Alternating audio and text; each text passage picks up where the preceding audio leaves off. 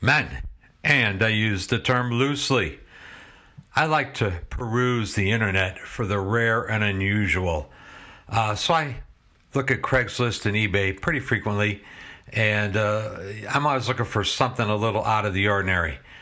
Well, the other day I stumbled across this little gem, so let's see what the owner has to say about it. The following text was copied and pasted exactly as it appears in the Craigslist ad. Only one like it in the world. L made for a movie star years ago and is a big valve flathead sportster with electric start but looks stock. Well, the question begs to be answered, what movie star? And the other question that begs to be answered is it a sportster or is it a flathead? It can't be both. And yeah, it does look pretty much like a stock flathead, like a K model. I'll give him that. Has 2-inch intake and auto advance to prevent kickback and ruining the starter bendix on the end of the solenoid. If you look close at the picture, you can see the starter very fast. The plot thickens a little here.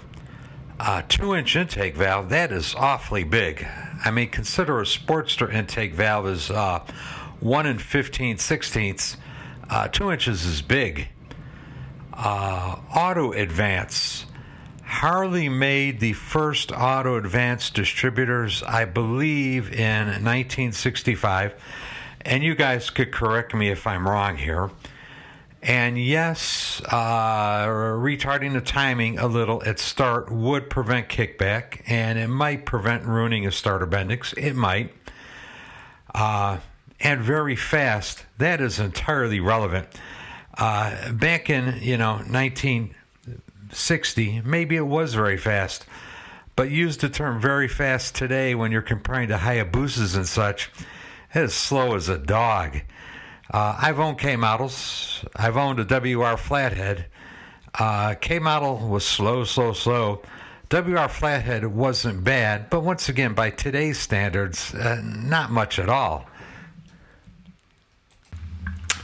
And the seller goes on to state, intake valve tilts upwards and away from the piston side to create loop filling to follow the piston down the cylinder. One of the challenges facing a flathead engine is that in order to increase flow, generally all the mods you do would make the combustion chamber bigger. And of course, the bigger the combustion chamber is, the lower the compression. I know for a fact on WR flatheads, the 45s, and on KRs and KHKs, typically the valves actually angle in towards each other and towards the cylinder, which makes the combustion chamber smaller so as to raise the compression ratio. In fact, if you were to look at a KHK cam, the cams are cut in an angle so that the roller on the Tampa block will track correctly. So this guy has an engine that actually works backwards than all other, well, maybe not all, but works backwards than many other high-performance flathead engines. And I'm sure you experts out there will correct me if I'm wrong and explain to me how I have my head up my ass, which is fine. I'd love to hear about it, but this is not the way most high-performance flatheads would be built. And then he says, create loop filling. What the hell is that? I've been a gearhead since teenage years, and I'm 68 years old now, I hate to admit. But I never heard of that before. I mean, and all the hot rod stuff I've read, seen, watched YouTube videos on, the old magazines, loop filling is an expression that is new to me. So if somebody knows what the hell that means and can translate it into something I can understand, please do. I'd love to hear it. And then he says, this unexpected made the flathead so fast the IFM, International Federation of Motorcycle Racing, had to outlaw it. Yeah, it would be unexpected because conventional wisdom would have me believe that bigger valves, hence a bigger combustion chamber, would lower the compression so much so as to offset whatever gain the bigger valves provided. So, once again, if somebody's got a different idea on how this thing works, let me know. I'd love to hear it. And International Federation of Motorcycle Racing is, I think, largely a European organization. But anyway, he goes on to say, otherwise, Flathead Harleys always rode against the OHV, Nortons, Triumphs, and BSAs in international racing. Like I say, international racing I know nothing about.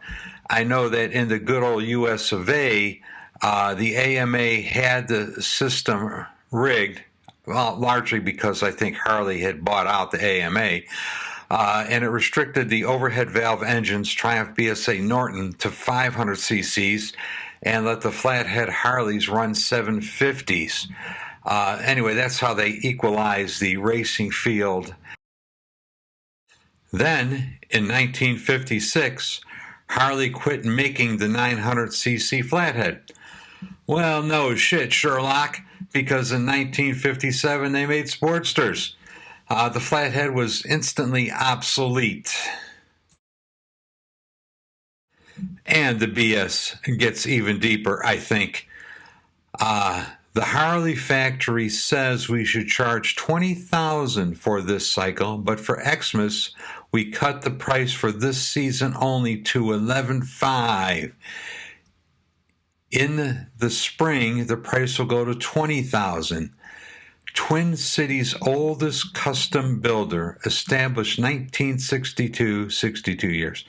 To my knowledge, the Harley factory does not have a department that does appraisals.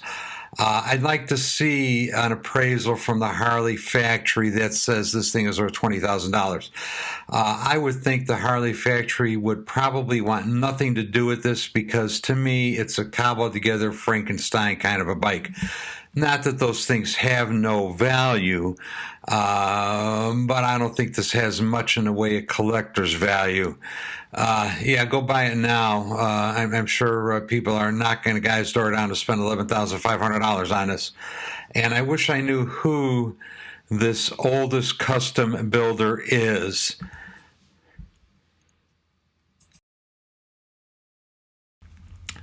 Only 200 ever made, but none with electric start. Movie stars can afford the best. They don't kickstart their cycles. They just push the button like Evel Knievel.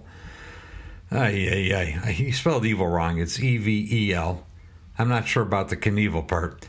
Anyway, Evel Knievel jumped a Honda, Yamaha, Triumph, Norton, Iron XRs, and Alloy XRs. The Honda and the Yamaha maybe had an electric start, but I'm betting he took those off for jumping. The other bikes were bump start or kick start. So no, Evil didn't push a button. Where people come up with this stuff and expect other people to believe it without question, I just don't know.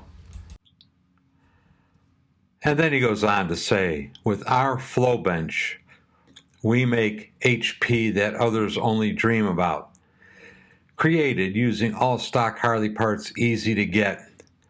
And Don Gartlitz showed me the secret. All right, first off,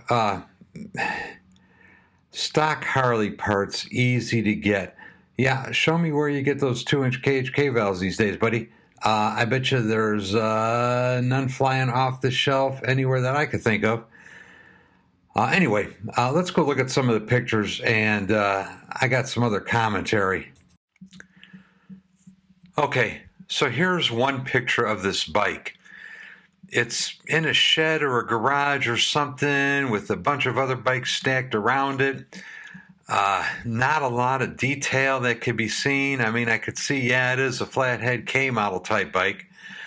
2014, this picture was taken. Assuming the date and the guy's camera was set correctly, Maybe it was, maybe it wasn't, but the evidence would indicate this is a 10-year-old picture pretty much. 12:56 p.m. Not a lot to be learned in this picture, I don't think. Okay, and here's another picture. Notice that this one was taken at 1:06. So between the last picture and this picture, they drug it out of whatever it was in and pushed it outside. A better picture, but still not a lot of detail. I mean, yeah, it is a K model. I don't know enough about K models to tell you what year it is, whether it's a K, a KH, a KHK. I can tell you it's probably not a KR.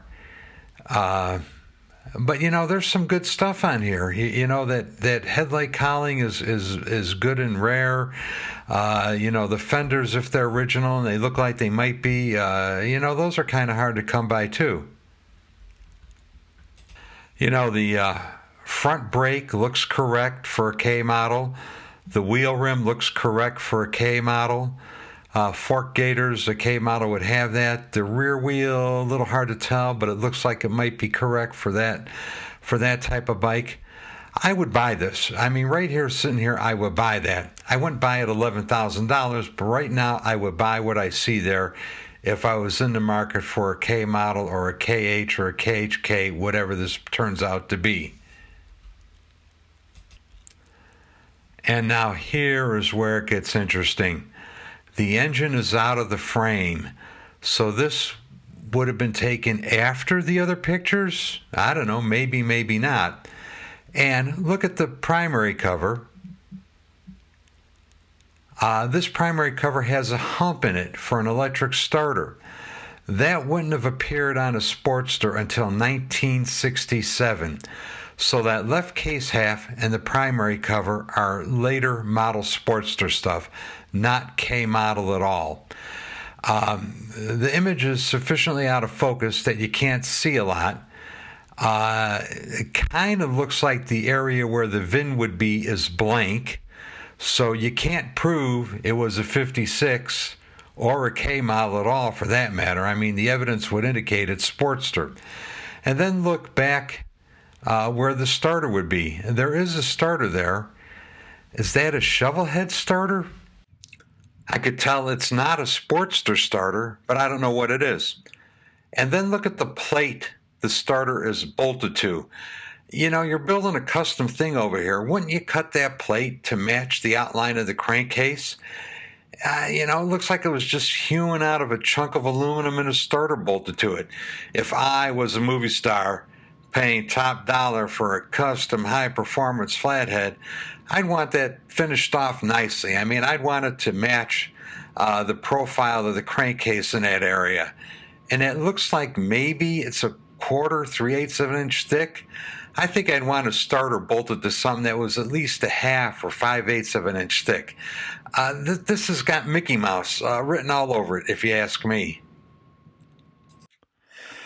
Looking at this left case, which in fact did not exist in 1956.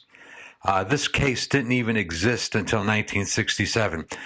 So the fact that the case is not original to it, and since the VIN would be located on the left case, whatever value this thing had as a collector's item is destroyed. It's not original. And this is one of the reasons I would say the Harley factory wouldn't want anything to do with this. I don't think they could possibly endorse a late model case, or rather a later model case on a K model engine and give it any value. I mean, clearly the two things just don't belong to each other. And I'm pretty sure the cylinder base bolt pattern is different, and the studs and all that would have had to been moved. Not to mention that the hole in the top of the case on the Sportster side is much bigger than the hole in the top of the case on the Flathead side. So, there had to be a bunch of welding and machining done to it to get it to work. Okay, having said all that, is not to say that this thing is without value. Certainly there's some good stuff there. If it really is KHK, The heads are different. KHK heads, KR heads are different than K heads, and those are very rare and hard to find, so certainly there could be a lot of money wrapped up in that. The cylinders, if they've got 2-inch valves in them, would have to be different, so there's probably some money in that. And the valves and the cams and the lifter blocks, all of that stuff would be pretty rare and definitely would be worth something. And then there is the chassis. Certainly the tins, the gas tank, the fenders, oil tank, if that stuff is in fact all original KHK stuff, that could really be worth some money. Those wheels are getting comparatively rare and hard to find, and they look original to me. So certainly there's some value in this thing. I guess my problem with this thing is that it is somewhat misrepresented. Prior to 1970, Harley frames didn't have numbers. So if this thing has a title, the number on the title couldn't possibly match the engine, because the engine has got an XLCH crankcase, not a K model crankcase. So, I don't know how you would title this thing and legally drive it for sure. Something fishy has to be going on with that. I've picked on this thing enough. I'm going to put the Craigslist link down below in the description. If you're interested in it, go check it out. Hell, go buy it. I just think $11,500 is way too much money for this thing. But that's my opinion. Let me know what y'all think. And I guess with that, I am out of here. Hey, take it easy. Bye.